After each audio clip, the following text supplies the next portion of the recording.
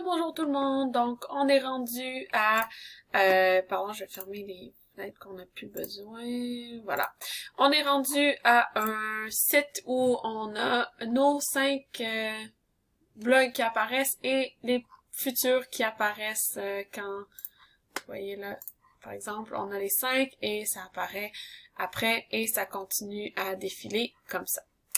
Donc, ce qu'il nous reste à faire, c'est de travailler dans la barre de recherche ici, parce que maintenant, peu importe ce qu'on tape, on ne le trouve pas. Donc, c'est ce qu'on va faire à l'instant. Pour commencer, en fait, ce qu'on va faire ici, c'est qu'on va venir à la toute fin, on va aller chercher notre filtre. Donc, si vous vous rappelez bien, là, ici, on était venu chercher dans la constante filtre, on était venu chercher le ID qui commençait par filtre, qui était en fait tout en haut, ici, le input, ok? Je vais mettre ça en plus petit, voilà. Le input ici qui avait un ID de filtre. Donc, le input, c'est exactement ce qu'on tape, ok? C'est pas la boîte, c'est ce qu'on tape. Donc, on va aller chercher notre variable de filtre. On va rajouter un event listener.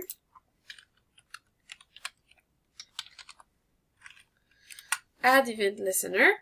Et là, le event listener qu'on veut, c'est le input. Donc, input, c'est ce que les gens font taper dans la barre. Et on va créer une fonction qu'on n'a pas encore écrite, mais qu'on va écrire tout de suite. Donc, filtre posts. Voilà. Maintenant que ça c'est fait, on va aller créer notre filtre post, donc notre fonction de filtre post, et on va la mettre juste ici, entre afficher nos posts initiaux et le timeout, le afficher téléchargement qu'on avait juste en haut. Donc ici, on va y aller pour filtre, je vais l'appeler filtre, tout simplement. Super! Donc, on part notre fonction, function, filtre. On va passer le event, ok? Parce que, dans le fond, ici, là, vu qu'on a le event, que c'est ça qu'on veut avoir, c'est le input, on veut pouvoir avoir accès à ce que les gens tapent. Donc, on veut pas juste savoir que les gens ont tapé quelque chose. On veut savoir, par exemple, que les gens ont tapé de, dans cet exemple-là. Donc, on passe le event. On ouvre les curly braces. Et là, par exemple, pour vous montrer c'est quoi le event, je vais le console log. Donc, console log E. Ici, je sais pas si j'ai un autre console log qui n'était pas enlevé. Je ne crois pas. On va aller voir ça. Donc, filtre has already been declared. On va aller voir s'il y a un problème. Fonction filtre. Ah, il était déjà declared. On va marquer post. Voilà. Ici, filter post is not defined. On va aller voir c'est quoi l'erreur. Filtre posts. J'ai-tu fait une erreur? Ah oui, il me manque un S ici. Voilà. Donc là, j'ai plus d'erreur. Donc, je vais vous montrer là, le E. Ça va chercher quoi? Je peux descendre juste ici. Par exemple, ici, dans ma barre de recherche, ce que je mets... J'avais aussi de vous montrer un peu plus gros, là. Donc, à chaque fois que j'écris D, ça me dit que j'ai écrit un D, donc mon data D. Si le E est juste en dessous, donc le E est ici. Si je rajoute un autre D, un F, ok? Donc, ça me donne à chaque fois là ce que j'ai écrit, ok? Donc, voilà. Maintenant, on va se créer des constantes. Ça, on n'en a pas... En fait, ouais, c'est ça. Là, ça me donne chaque événement à la fois. Là, ce qu'on va mettre, par exemple, si je vais chercher .target.value, ok, que j'enregistre ça. Là, ce que je tape ici, mettons, là, ça me donne, à chaque fois, ça me le donne au complet, ok? Donc, à chaque fois que je passe une lettre, ça me donne le nouveau chose que c'est rendu, ok? Comme là, je suis à 0, si je marque allô, ben, ça me dit, ok, il est marqué A, A-L, A-L-L, A-L-L-O. Ok? Donc, ce qu'on va travailler, c'est le target qui nous donne chaque lettre le event qui nous donne chaque lettre une à la fois, mais on va aller chercher dans le fond la valeur de ce événement-là. OK? Donc c'est parti. On va avoir une constante qu'on va appeler le terme. OK? Donc en fait ce que les gens ont cherché. Et ça va être égal à l'événement.target.value, qui est ce que je vous ai montré là ici dans le console log qu'on va mettre en commentaire. Et ce qu'on va rajouter, c'est une fonction qui s'appelle toUpperCase.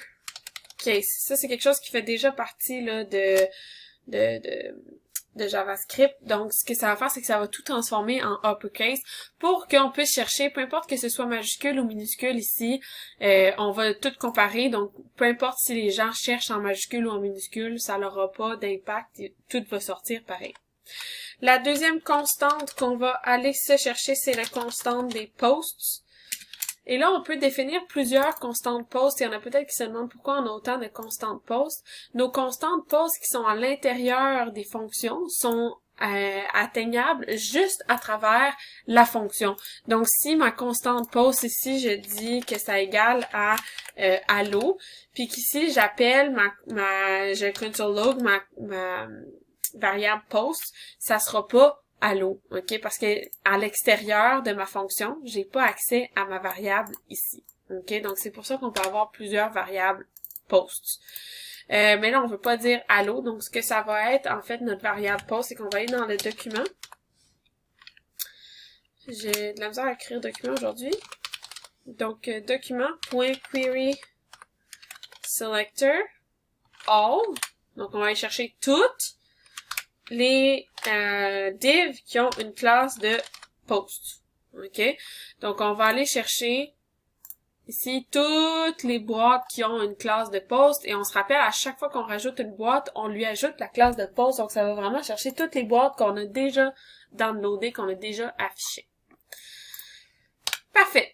Un coup que ça c'est fait, on va faire un autre for each. For each, c'est une loupe qui passe dans chacune des posts et on se rappelle que nos posts, c'est des arrays. Donc le query selector all, ça fonctionne un peu comme un array.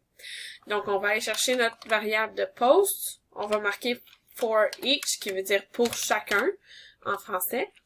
Et là, on va aller chercher post et on va se faire une fonction. Un arrow function. Voilà. Là, on va se créer deux autres variables de titre et de texte pour être mieux capable d'aller chercher. Donc, on va se faire une constante ici avec titre est égal. Et là, on va aller chercher le post. Ici, on se rappelle que le post ici, c'est les posts en tant que tels là, qu'on avait été chercher dans la page ici. OK? Donc le constant titre est égal post.query. En fait non, c'est pas vrai là, c'est ça ici. OK, ça c'est l'attribut qu'on passe, juste au cas où que j'étais pas claire là. Ça ici c'est le array dans lequel on va chercher toutes nos informations. Donc, c'est l'array qui contient chacun de nos posts. En fait, après, on va dire pour chacun de ces posts-là, donc for each. Et le post, c'est l'argument qu'on veut passer dans notre fonction. OK? Donc, on veut passer ici pour chacun des posts. OK? Donc, chacun des posts, ça, c'est l'argument qu'on passe dans notre fonction, dans notre arrow function. OK?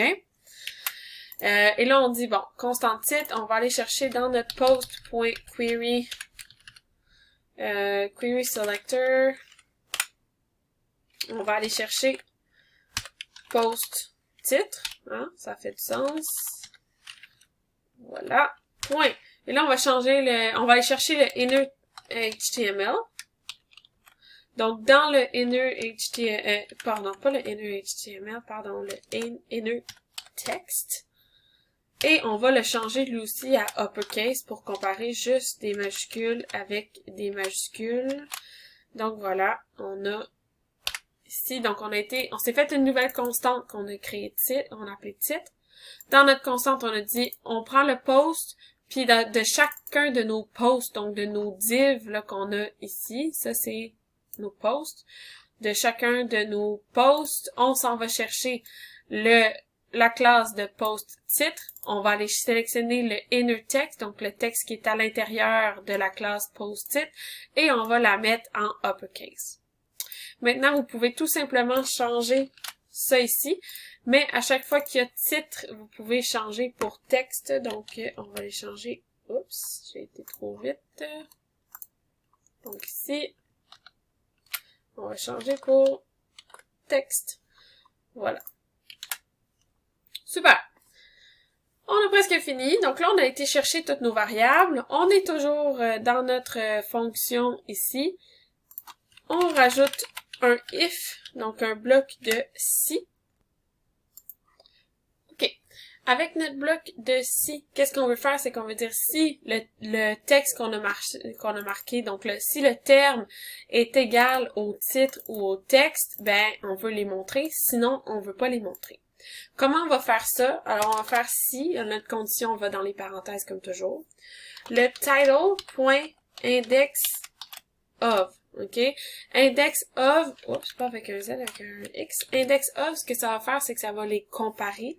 Index of terme, OK? Et là, index of, si c'est pareil, ça va retourner, si ça match pas, ça va retourner -1. Si ça match, ça va retourner quelque chose d'autre. Donc, on va dire title, index of terme. Si c'est plus grand que -1. OK. Et là, on va rajouter tout de suite, avec les deux barres droites. On va déjà ici. Voilà. Comme ça, pour dire où. OK. Ça, c'est le signe, on se rappelle, là, qui veut dire où. Donc, cette condition-là ou celle qui va suivre. Et là, on veut exactement la même chose, mais avec le body. OK, donc et le title, je m'excuse, c'est titre. Donc, c'est le titre, ici. Et, mais en fait, est-ce que, oui, j'ai mis titre, OK. Et ici, ça va être le texte et non pas le body, je m'excuse. Donc, titre et texte. Parfait. OK. Donc, si ça marche comme ça, si les un ou l'autre est égal à -1, ce qu'on va faire, c'est qu'on va chercher notre post, on va changer le style, mais en fait, on changera pas, on va aller chercher le display, et, oups, ça n'a pas marché ici. Style, display, on va le mettre égal à flex, qui est en fait ce qu'il est déjà. Okay, donc, ça ne changera pas, il va être affiché. Sinon, else, oups, si on va chercher le post.style.display est égal, et là, on va juste mettre none, pour pas qu'il soit montré. Et c'est tout, en gros.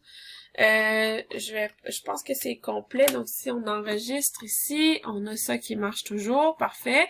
Et mettons que je cherche là qui est essai. Et voilà. Donc, ça nous trouve ça. Si je recule. Donc là, ici, dans tous ceux-là, on a des keys. Donc, il y a des keys partout, en fait. On va chercher, mettons, juste est. Il y a aussi des est partout. Essai, il y en a juste dans 2. Donc là, c'est du latin, là, on cherche pas grand-chose. Mais vous voyez maintenant là, que c'est comme ça qu'on arrive à faire pour aller chercher les posts avec un filtre. Donc, vous avez complété, bravo, là, le défi de blog. Donc, vous avez créé un blog où vous avez des filtres qui défilent, des posts qui défilent et qui se téléchargent. Et vous avez aussi une façon de chercher dans vos posts. Donc, vous pouvez chercher là, de façon très efficace. Voilà, je vous laisse. Je vous dis félicitations. N'oubliez pas d'envoyer votre projet. Et puis, je vous souhaite bonne chance dans votre prochain projet. Bye, guys!